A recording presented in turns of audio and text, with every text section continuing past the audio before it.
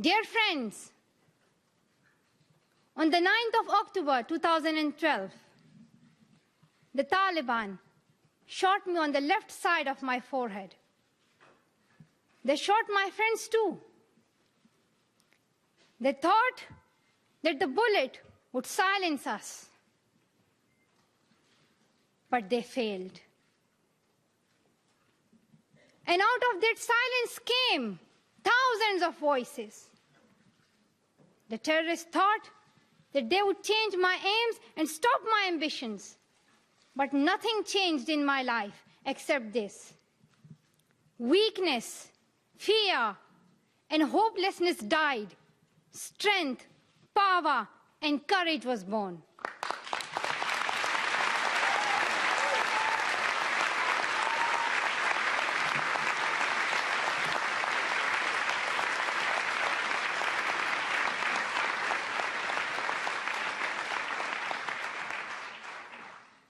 I am the same Malala.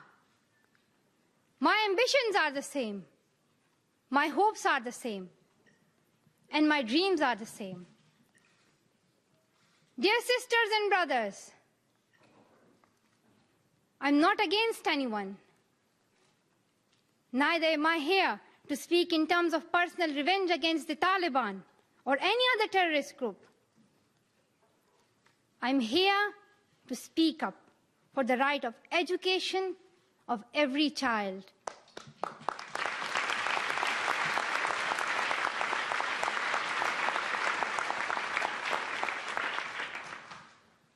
I want education for the sons and daughters of the Taliban and all the terrorists and extremists. I do not even hate the Talib who shot me. Even if there is a gun in my hand and he stands in front of me, I would not shoot him. This is the compassion that I have learned from Muhammad, the Prophet of Mercy, and Jesus Christ and Lord Buddha. This is the legacy of change that I have inherited from Martin Luther King, Nelson Mandela, and Muhammad Ali Jinnah. This is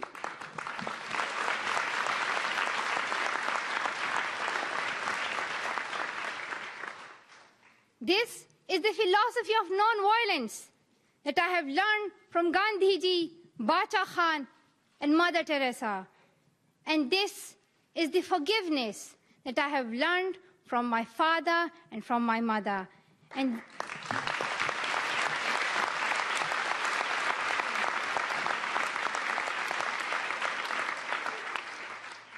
this is what my soul is telling me. Be peaceful and love everyone. Dear sisters and brothers, we realize the importance of light when we see darkness. We realize the importance of our voice when we are silenced.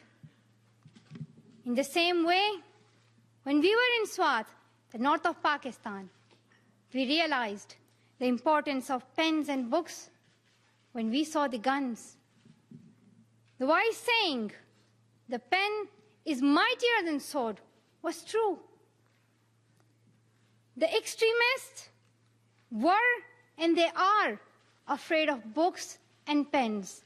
The power of education frightens them. They are afraid of women. The power of the voice of women frightens them.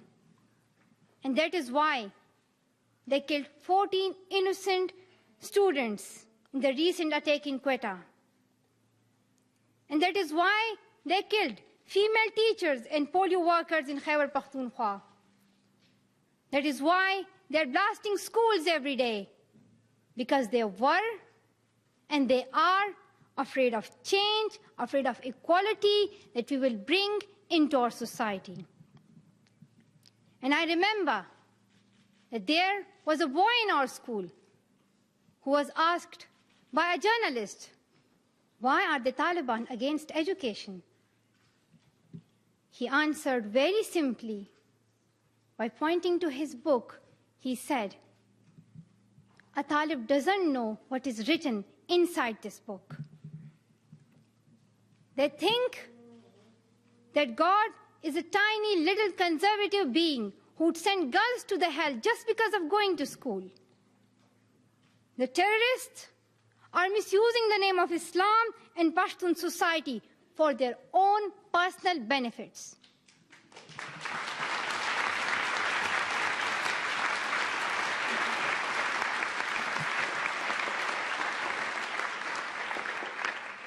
Pakistan is a peace-loving democratic country. Pashtuns want education for their daughters and sons. And Islam is a religion of peace, humanity, and brotherhood. Islam says it's not only each child's right to get education, rather it's their duty and responsibility. Honorable Secretary General, peace is necessary for education.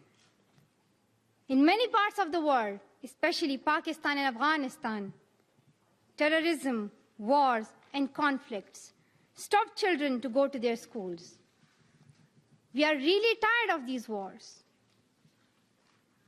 Women and children are suffering in many ways in many parts of the world.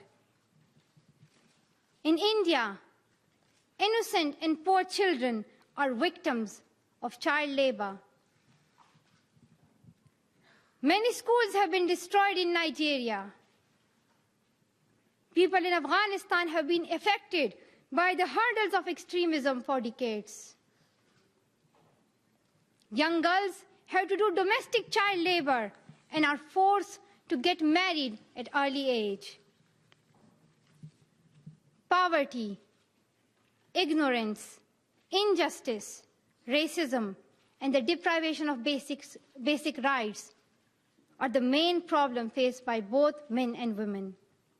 Dear fellows, today I'm focusing on women's rights and girls' education because they're suffering the most. There was a time when women social activists asked men to stand up for their rights, but this time we will do it by ourselves.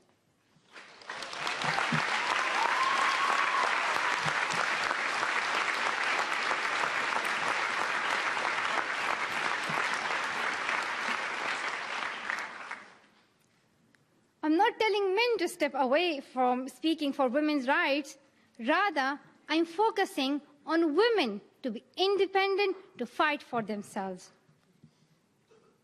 So, dear sisters and brothers, now it's time to speak up. So today, we call upon the world leaders to change their strategic policies in favor of peace and prosperity. We call upon the world leaders that all the peace deals must protect women's and children's rights. A deal that goes against the rights of women is unacceptable.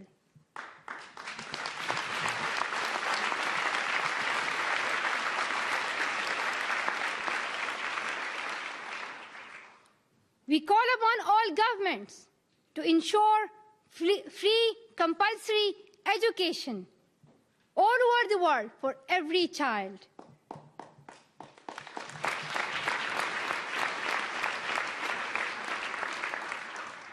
We call upon all the governments to fight against terrorism and violence, to protect children from brutality and harm.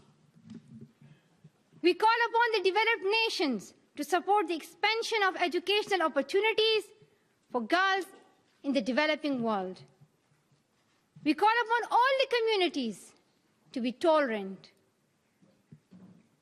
to reject prejudice based on caste, creed, sect, color, religion, or gender, to ensure freedom and equality for women so that they can flourish.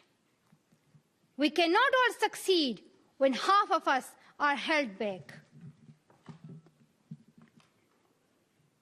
We call upon our sisters around the world to be brave, to embrace the strength within themselves and realize their full potential.